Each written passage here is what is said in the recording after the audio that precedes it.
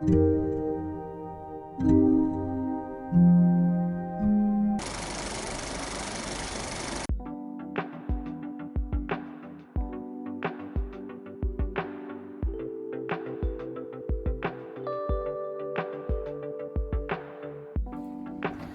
teman-teman mahasiswa yang sedang mengambil mata kuliah tindak pidana korupsi, pasti lagi cari nih buku tindak pidana korupsi apa yang paling jadi referensi. Saya mau review salah satu buku delik-delik korupsi yang ditulis oleh dua orang profesor di Indonesia. Yang pertama adalah Prof. Mahrus Ali dari UII, Universitas Islam Indonesia, dan Prof. Denny Setia Bagus Yuherawan dari Universitas Trunojoyo Madura.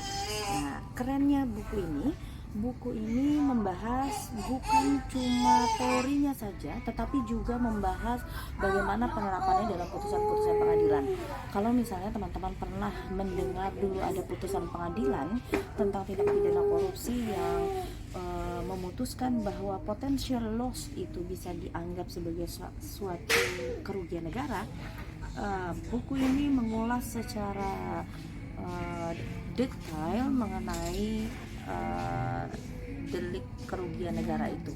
Jadi kalau menurut buku ini, delik kerugian negara merupakan delik material. Di buku ini dibahas secara mendetail bahwa kerugian keuangan negara itu merupakan satu delik material, sehingga akibatnya harus muncul terlebih dahulu baru bisa dikatakan sebagai suatu delik. Dengan demikian, potential loss tidak bisa lagi dikategorikan sebagai delik kerugian keuangan negara.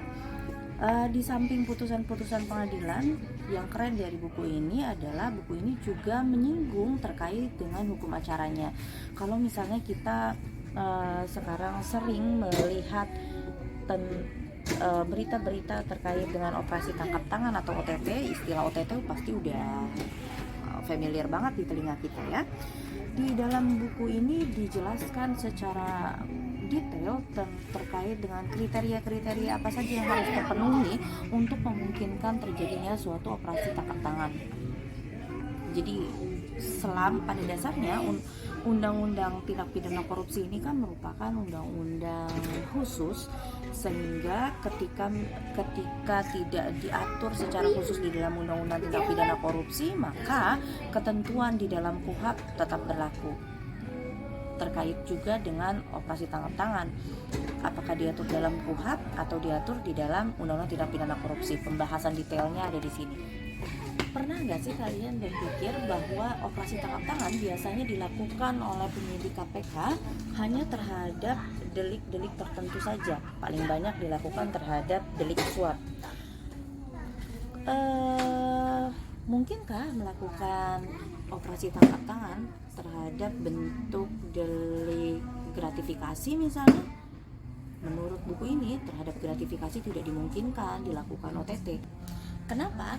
Baca buku ini dan teman-teman akan temukan jawabannya. Kenapa ya pada delik gratifikasi tidak mungkin dilakukan operasi tangkap tangan?